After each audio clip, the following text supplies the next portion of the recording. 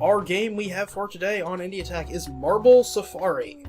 This is possibly one of the oddest genre combinations I have ever encountered in a video game. This is an exploration pinball game. Pinball! With also some puzzles. And it's very arcade vibe, too. Despite being a genre that you would not really ever describe as arcadey. Because this is sort of an exploration adventure game. Where it's a discovery game, too. You are a little spaceship and you drop down a probe, which kind of acts like a pinball, onto a planet.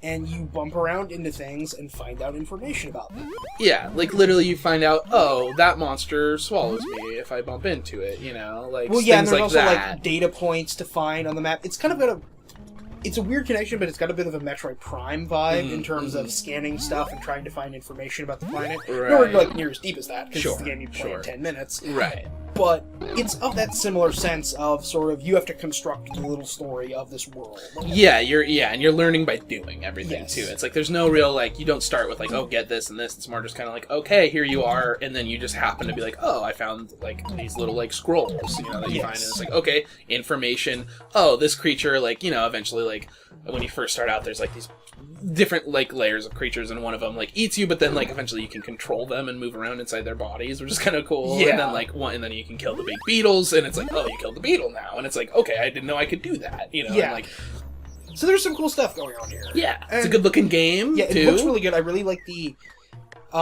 aesthetics of it, and it's got a really nice color palette. And it's nice and bright, and it's happy, which a lot of these exploration games are kind of like dark and depressing and gloomy, and this is not. Yeah, it maintains that arcade like sort of fun, full of life, you know, and it's kinetic. You know, you're moving around a lot, so you don't. Yeah, it's definitely it's not a gloomer. You know, it's not a pensive indie game. You know, this is fun. You know.